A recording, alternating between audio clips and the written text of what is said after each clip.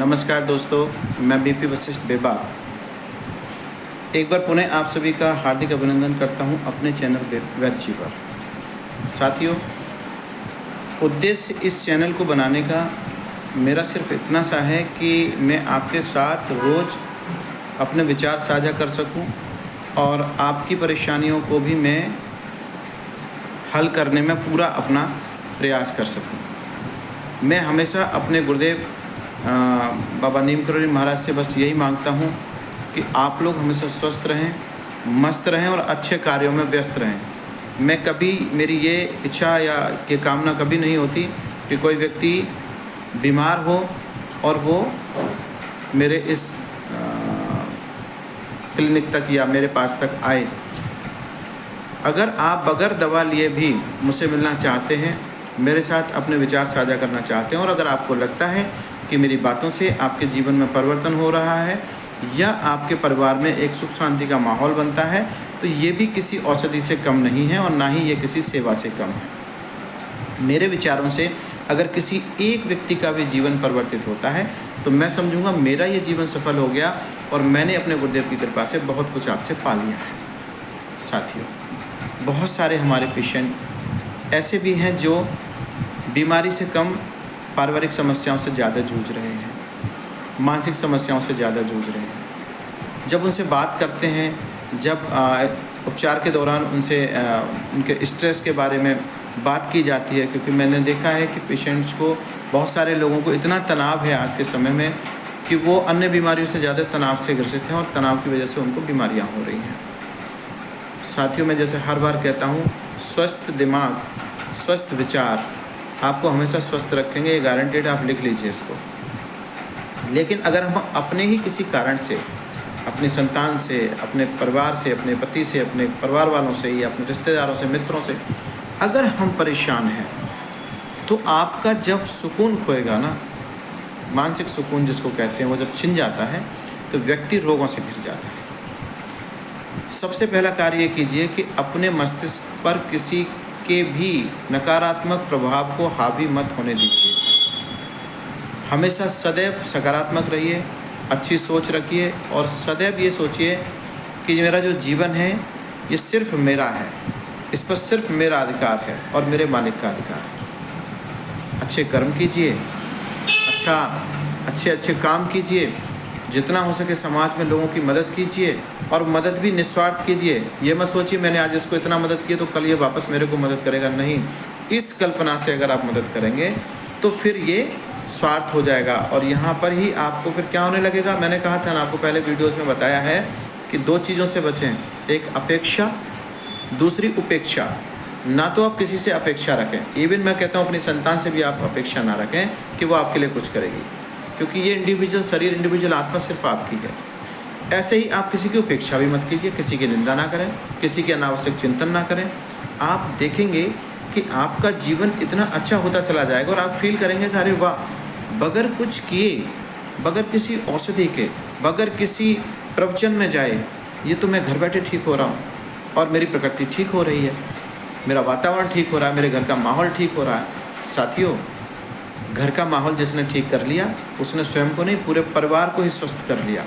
और जब एक यूनिट ठीक होती है ना, जैसे चेन होती है, उसकी एक कड़ी ठीक होने लगती है तो धीरे धीरे वो अन्य कड़ियों को भी ठीक करने लगती है। और इस प्रकार हम समाज को अच्छा कर सकते हैं। परिवार के साथ पहले परिवार, फिर समाज, फिर उसके बाद सोसाइटी हमारी, जो जहाँ हम जिस शहर में रहते हैं, फिर प्रदेश में, फिर देश में। यानी आप इसको निरंतर आगे बढ़ा सकते हैं और आप एक के बाद दूसरे व्यक्ति को स्वस्थ करते चले जाएंगे, सेल्फ हीलर बन जाएंगे आप। आपने देखा होगा बहुत सारे प्रवचन, बहुत सारी डिबेट्स, बहुत सारे टॉक्स इस पर होती हैं, खुद का उपचार कैसे करें, स्वयं के चिकित्सक बनो। बहुत सारी पुस्तकें आती थी, हम भी छोटे थे जब पढ़ते थे उसको, कि अपने स्वयं के चिकित्सक बनो। चिकित्सक स्वयं के कब बनोगे? जब आपके अंदर वो ऊर्जा, वो सकारात्मक ऊर्जा, वो विचार, वो सोचने की गहनता, और वो गहनता भी सकारात्मकता के साथ, ऊर्जा, सकारात्मक पॉजिटिव एनर्जी जब आपके पास होगी, आप फील करेंगे कि आप बीमार होते ही नहीं हैं। बीमार कौन हैं?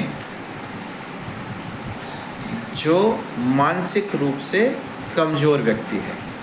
दूसरा, शारीरिक भी आपके अंदर जो शारीरिक दुर्बलता है, या जिसको कहते हैं इम्यूनिटी में वीकनेस आपकी आ गई है, रोगों से लड़ने की क्षमता कम हो गई है।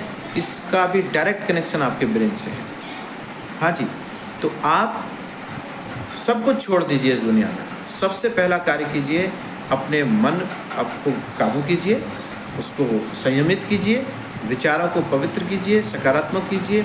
आप देखेंगे कि आपको किसी भी इलाज की, किसी भी उपचार की आवश्यकता नहीं पड़ेगी। आप उल्टा ज्ञान देने लगोगे उपचार देने वालों को। यस साथियों, जीवन अनमोल है और क्षणभंगुर भी है। तो आप जितना और की इच्छा करते हैं, ये और ही तो माया है ना। आपको सब कुछ मिल गया, घर मिल गया, गाड़ी मिल गई, बच्चे हो गए, सब कुछ बढ़िया, लेकिन फिर भी और एक गाड़ी और आ जाए या एक घर और ले लेते हैं, है ना। ये इसको बोलते हैं लालसा, इसको बोलते हैं स्वार्थ, इसको बोलते हैं अति महत्वाकांक्षाएं पैदा करना।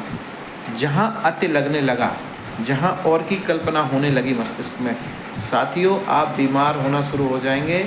मैं यही आपको कहना चाहता हूँ, घर पर रहिए, स्वस्थ रहिए, भजन कीजिए, आनंद कीजिए। जीवन में दो बहुत महत्वपूर्ण चीज़ें हैं, एक भोजन और दूसरा भजन।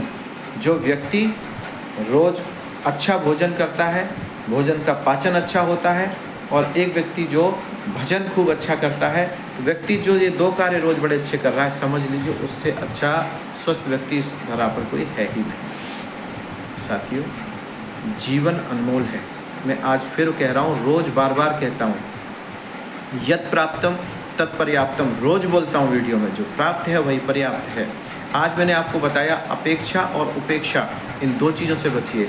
जब आप अपेक्षा रखने लगते हैं कि मेरा बच्चा डॉक्टर बने, मेरा बच्चा साइंटिस्ट बने, मेरा बच्चा इंजीनियर बने, ये बने वो बने, आप क्या करते हैं, अनावश्यक प्रेशर, अनावश्यक तनाव बच्चे को दे देते हैं। अब बच्चे को बनना था कुछ और, बन गया कुछ और, होगा क्या, वो दबाव में कर तो लेगा, लेकिन उसके अंदर से वो खुशी जो थी ना, वो आपने उसकी छीन ली, मार दिया उस खुशी को। तो सबसे पहला तो बच्चों की अच्छे से काउंसलिंग स्वयं करें, खुद से नहीं होती तो लोगों से करवाएं, और उनको जानें कि उनका मन किस ओर है, चाहते क्या है। जब आपको ये पता लगने लगे कि मेरे बच्चे कुछ अलग ही दिशा में जाना चाहते हैं और उनकी हॉबी उस तरीके की है, मैं आपसे एक निवेदन करता हूँ, बच्चों को कभी भी उनकी हॉबी के अतिरिक्त दूसरी किसी भी विधा में ना डालें, जब तक कि बच्चा स्वयं उस चीज़ के लिए तैयार ना हो। ये छोटी छोटी बातें हैं, इसको पेरेंटिंग में हम कई बार कवर करते हैं। जब गुड पेरेंटिंग क्या होती है, तो पेरेंट्स को भी आना चाहिए कि how to handle the kids, how to handle the son and daughters. आज के समय में बहुत ज़्यादा छूट देना, जब से सोशल मीडिया का ज़माना चल गया है, बच्चे अधिकतर परिवारों से अलग होते चले जा रहे हैं, माँ बाप की सुनते नहीं हैं। वो लोग अन्यत्र ही उन्होंने अपने आश्रय बना लिए हैं, यार दोस्त दुनिया जहान उनको अच्छा लगता है, घर के लोग अच्छे नहीं लगते हैं। कारण यही है कि हम उनके साथ बैठते नहीं हैं, हम उनके साथ बात नहीं करते, पैसा कमाने में इतने व्यस्त हैं कि हम अपने परिवार को ही कई बार दरकिनार कर देते हैं, उसको इग्नोर कर देते हैं। परिणाम स्वरूप क्या होता है, बाद में जब बच्चे उनकी बात नहीं मानते या घर में कलेश होता है, कलह होता है, तब ये पीड़ा उनको होती है कि हमने ऐसा क्या किया था जो हमारे बच्चों ने हमारे साथ ऐसा किया। यहाँ से शुरू होता है मानसिक तनाव, क्योंकि आपने अपेक्षा रखी थी। अगर आप अपेक्षा ना रखते, उनको उनके अनुसार चलने देते, क्योंकि उनका भी जीवन लिखने वाला वही है जिसने आपका लिखा था, तो मेरे विचार से कभी कोई दिक्कत आपको आती नहीं। दूसरा उपेक्षा। एक बात ध्यान रखिए, आपका बच्चे में लाख बुराइयां हैं, वो बुराई को अगर आप 4 लोगों को बताओगे तो वो ठीक नहीं हो जाएगा। तो अपने बच्चों की बुराई भी बाहर ना करें, चाहे बच्चा कैसा भी। अगर वो बुरा है तो आज आपके कारण है, अच्छा है तो भी आप ही के कारण है। ये सारे गुण और दोष ये आप ही को समर्पित हैं। इसीलिए अपने बच्चे को ठीक से समझें, पहले उसको समझें, आप भी स्वयं समझें। ये नहीं कि मैं पिता हो गया तो नहीं मैं सब समझता हूँ, मैंने पैदा किया, नहीं। बच्चों की भावनाओं को समझें, उनके विचारों को समझें, उनके साथ विचार साझा करें, उनको बताएं कि जीवन में अच्छा क्या है। ये मैं बच्चों का अचानक से जो टॉपिक शुरू कर दिया, ये भी मैंने इसी कारण से शुरू किया है कि आजकल परिवारों में बीमारियों, तनाव का कारण ये बच्चे भी होते जा रहे हैं, और ये जो सोशल मीडिया पर तरह तरह का ज्ञान है, ये बच्चों को अलगाव में डाल रहा है। इससे भी आपका स्वास्थ्य खराब होता है।